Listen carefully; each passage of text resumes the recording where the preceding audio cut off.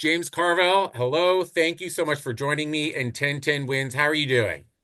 Good. I mean, physically, I got a good night's sleep, but mentally, it's like anybody else with any sense. These are scary times, to There's a say the lot least. going on right now. So, first of all, I do want to ask you about these scary times in a second. But first of all, I just have to talk about the movie here. Winning is everything stupid. Let me ask you, what was your goal in making this or participating? Well, the original goal, and I think without being obvious about it, I think we succeeded.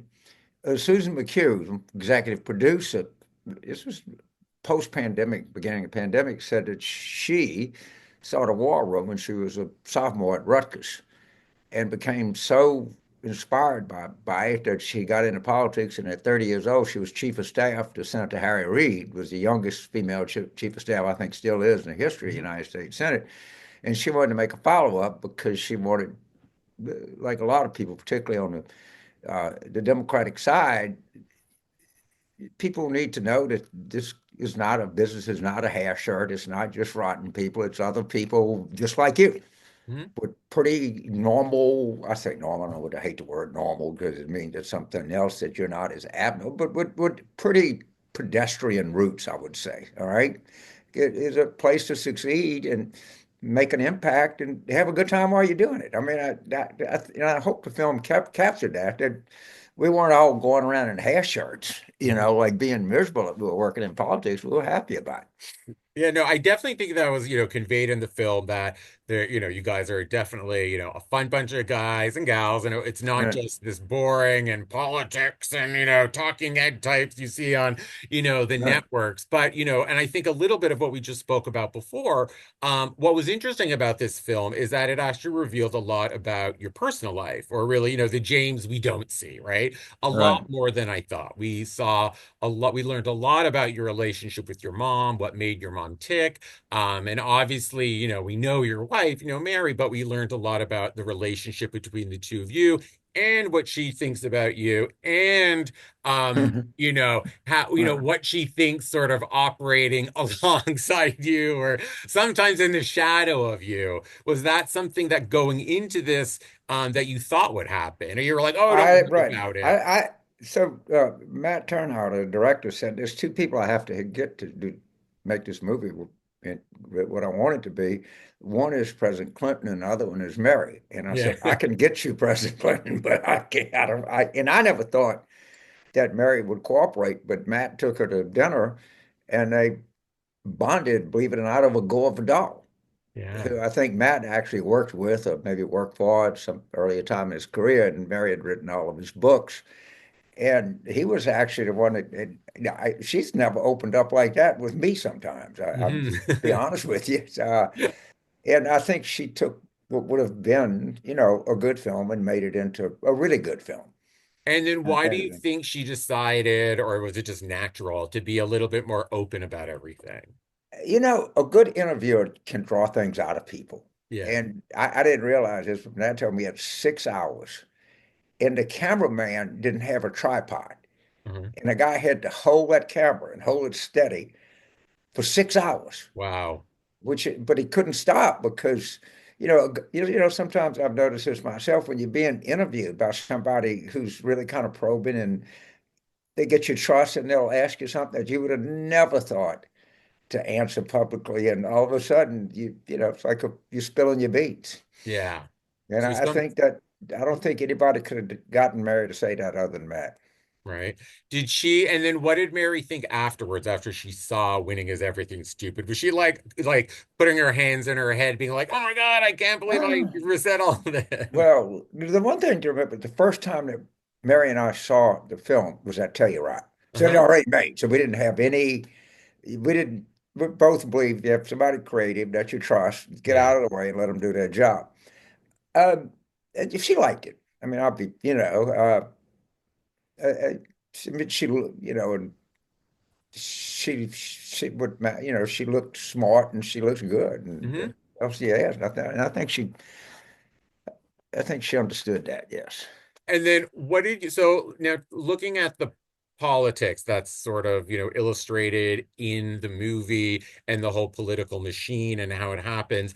Do you think that sort of process was conveyed realistically to people? Let's say to the lay person who's not really into, let's say to the person who doesn't watch MSNBC, CNN, and Right, even Fox right. News every night. Do you think So, they would do you hope or think that they walked away from it being like, oh, I get it a little bit more, what goes into this whole kind of, recipe of right. politics? Well, I do. Of course, people will come up to you that if they thought it was terrible, they wouldn't tell you that. Yeah. But people do, and a lot of them have the same takeaway that you did is to be as successful in politics, you have to have it helps to have had a life. Yeah. Okay, but there are different experiences that you can draw. But to me, the most important thing about the movie is the title. It's Yeah. like it's winning. It's nothing, and we have this constant debate in a Democratic Party, and where political parties exist to advance ideas, or do they exist to win elections? No, they exist to win elections. I'm Hmm. sorry. It sounds so uh, Like in trite or trite. something. It sounds trite, and I see it says if if if you are trying to get things done, the way that you get them done is with political power. You don't get them done in a news column, even Hmm. don't get them done in a TV appearance. The way that you accomplish things is through political power. It's the most fundamental kind of power you have in any society. And I see this, and I think they're kind of. I don't think they're bad people, but they say if it's a stupid argument. It's like some college kids, getting high, and what's more important, principle or power? Is it more important that you have principle that you stick to it, or you have power? And it's without power, there's no hardly any principle. You Hmm. just running around with you like a chicken with your head chopped off, Yeah. which we're doing right now, and they're still trying to have this argument. Yeah. Yep. And the stupid words that they throw out, establishment, moderate. I'm not a moderate Democrat. I am a liberal Democrat. Get it through your goddamn head. Yeah. All right. Like I thought the campaign, I agreed with Bernie Sanders. They should have run way more on the minimum wage and taxing incomes above $400,000 a year. Uh, but NPR has decided that it is the arbiter of who's establishment or not establishment, who's liberal or not liberal, or who's moderate or not. And there's not much I can do about it Mhm. because shorthand is shorthand, but it's what I would say to people, it's an idiotic way to look at the world. That's what Yeah, I would say. no, I agree. And I think, when I was at your screening last week here in New York at the Crosby Street Hotel, it really hit home when you said something similar to what you just said now, that look at the title of the movie, Winning is Everything Stupid. And you said, I'm paraphrasing a little bit, but you were kind of like, deal with the nitpicky things once you get elected, right? The Right. first thing is just win stupid. And Yes. then Yeah. once we win, we can deal with all those little bits that you're kind of squabbling or the issues and stuff like that now. Right. Yes. But if you don't, I'm seeing even in the aftermath that we're still having this discussion, which should have been over a long time before the election. Mhm. And and again, sometimes you don't like arguing with who you consider to be kind of highly principled, well-motivated people, which most of these, for lack of a better word, I don't, all description, I'll call it identity politics, advocates of identity Hmm. politics. And I have really not, you're nice people, you're well-meaning people, you're a really politically naive people. Hmm.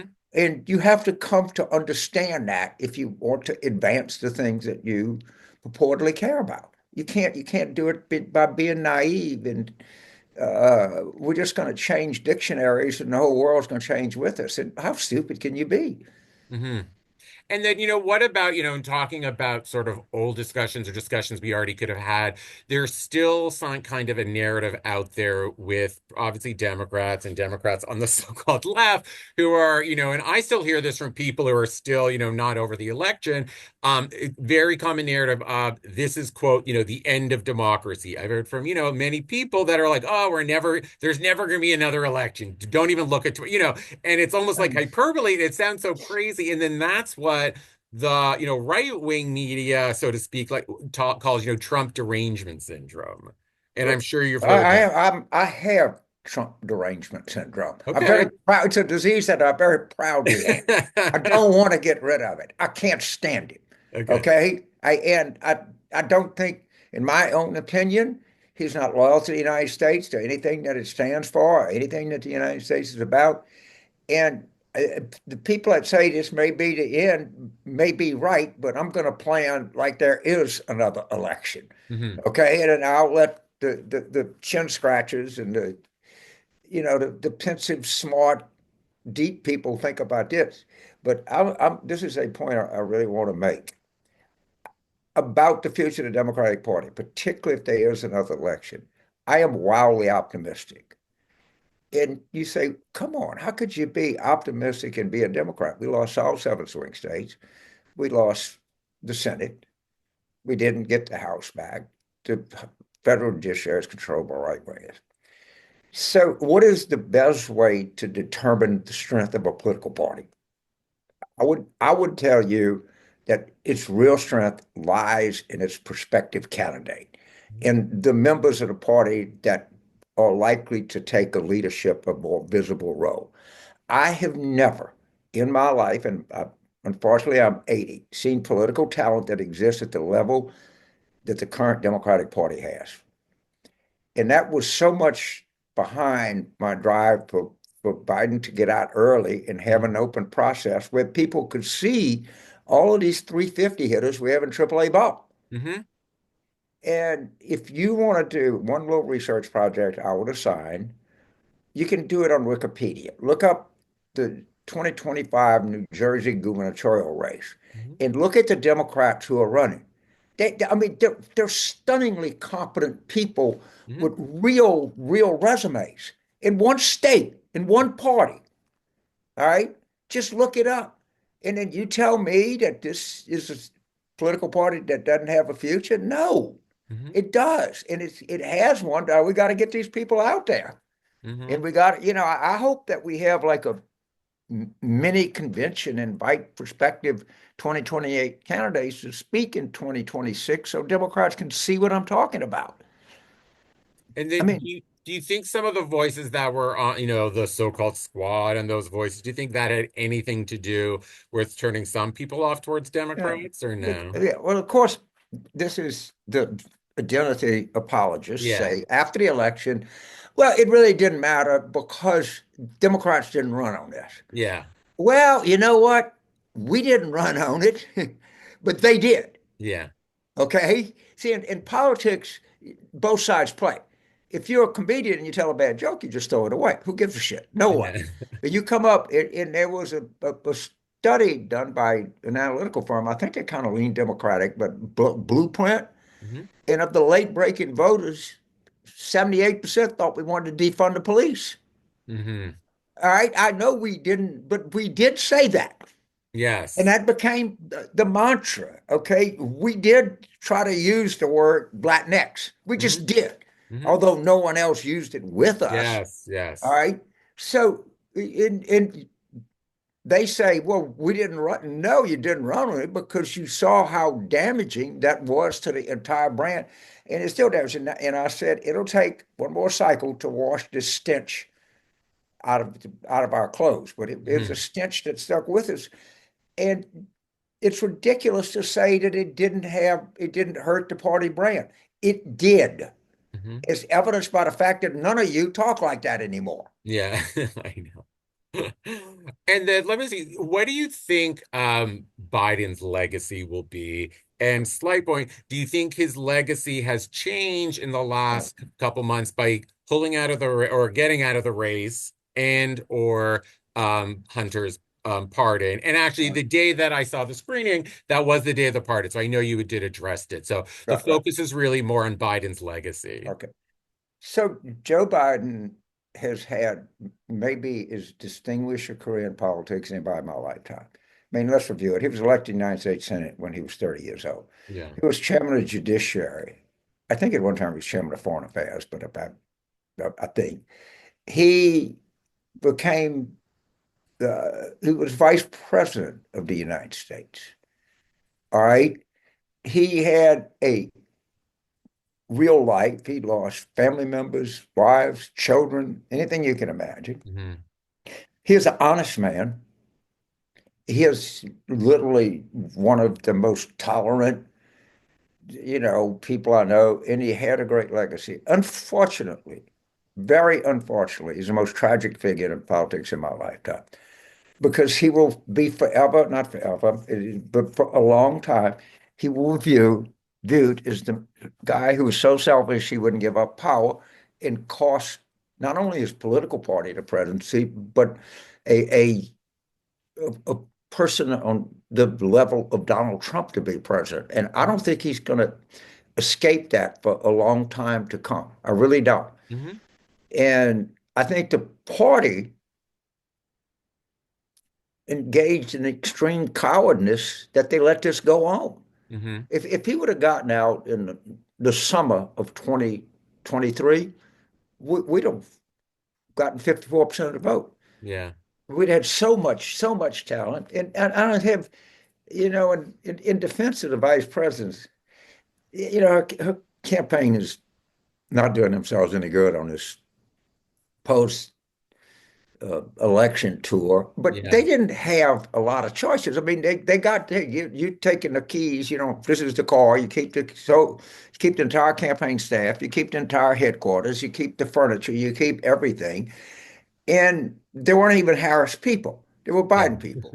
And of course, when they said, "What would you do different, Biden?" They said, "Well, nothing," which was the fundamental question of the election. You did run a flawless campaign, except for that one answer, and your entire strategy that you were going to promote the status quo in a country where two-thirds wanted change. Hmm. I mean, it's basic political consulting. I don't know, 101 of basic, policy campaigns and elections introductory course.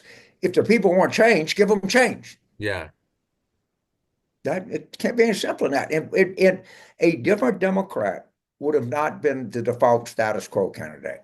If it would have been any one of five or six other people, and she would not have won a contested Democratic primary. She Yeah. would not have won a contested election where they all come forth and speak. But in her defense, she had a very narrow operating range because she started on July the 21st. Yeah. It was very close. Um, Let me ask, just we're running down, I want to pivot to something now. In New York locally, we have, are you that familiar with Mayor Eric Adams and I am familiar with that. okay, Yes. just checking. So so there's I mean, he's been all over the place. Here we had this, obviously the scandal with him. He was, he had charges with Turkish officials, and then, Trump was kind of extending, warm overtures, I guess, kind of strange bedfellow saying, I know what Right. you're going through. There was something going on there a little bit. Do you think Eric Adams could have a place in the national spotlight? Well, I saw he's considering switching to Republican. Yes. Please do. You'll fit right in. You'll be much, much more comfortable over there than you are over there. That's a great idea. I really think that you should. Why do And you say that? Yeah, go on. well, if an indictment is just an indictment, but I mean, clubbing every night. I don't know. The guy, uh, he said he's thinking about being a Republican. He's playing for a pardon. I just d- don't think I think he fits in better over there. He should do that. He'd be more comfortable there. I really Hmm. believe that. And we would be more comfortable having you there. Yeah. I mean, it's surprising because he was always this law and order guy. I mean, he is, he formerly worked for the New York Police He was a Department. policeman. He might have genuinely been law and order, but at least from what we know now, maybe the law and order didn't apply to him. Now, Exactly. it may not, again, be very careful to say, like any other citizen, Yeah. but in some of the people that you know, my mother used to say, I never worried much about James because he always had nice friends. Yeah. All right. Or there's this expression, tell me who you go with, and I'll tell you who you are. I Yeah. think it's operative. I think I know. I've heard a version, I think, of a saying like that's like, I wouldn't want to be a member of any club that accepts me as a member. Yeah, So, that's another, yeah, yeah, me. That's me. Well, Groucho Marx, I think, was the first one to say is it. he the one who said that? I knew He's I the heard first one to say a lot of different things. to say things like that. Okay, so yeah, we'll see. Yeah, it's just interesting because he's really landed a little bit on the national spotlight. So it's interesting to see, yeah, what's going to happen with him here. But that's good. All right, and finally, as we wrap up, any exciting Christmas and or New Year's plans or New Year's resolution? Yeah, I'm going to London this afternoon tonight. I'm in Nice. Los Angeles, and I can't wait to see all the holiday lights and everything. And about my dear friend Ruthie Rogers, I'm going to go to River Cafe and and see Ruthie and do her podcast. All right, nice, good stuff. Hey, Any New Year's resolutions, or you have a collective New Year's resolution for the country? hey, try to keep punching, keep slugging, keep moving away, and I want to bring this gospel of all of the talent that we have to the Democratic Party. I want to get it on the playing field. I think this New Jersey gubernatorial primary, if you spend some time and you can just look at that, I did before I came on here. I just did Wikipedia entry, Yes. Are and there any candidates? Because we are covering it. I know, we have we have well, I don't want. There's so many that are so good. there's Josh Like Gottheimer. Mickey Sherrill, the Yes. mayor of Jersey City, the mayor of Newark, the president of the New Jersey Senate. Yeah. And I mean, in all, I mean, have strike me is all being really competent, qualified people. I'm not, last thing I'm gonna do is get involved in the middle of a New Jersey gubernatorial Democratic primary. But what I will say is there's an embarrassment of riches, Yeah. just like in the current Democratic Party. Our field in 2028 is just going to blow people away, Yeah. No, it's and I exciting. want to Yeah. get them on the field.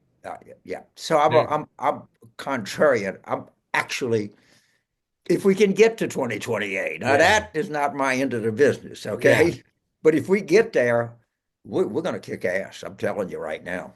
All And right. by the way, but like Ruben Gallego, look, that guy might be easily could see Ruben as the first Latino, Hispanic, or whatever the Yeah. president we have. I mean, but there are a lot of other people. I mean, it there's talent everywhere, man.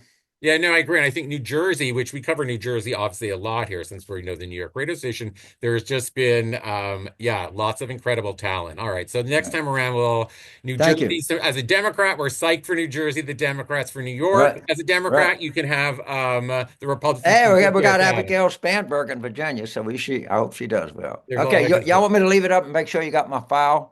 Yes. All right. Yeah, Okay, that'd be great. All right. So thank you. James, thank you so much. I really appreciate you taking the time to speak All with right, me. David. Good luck to All you. right. You See did you good work. later.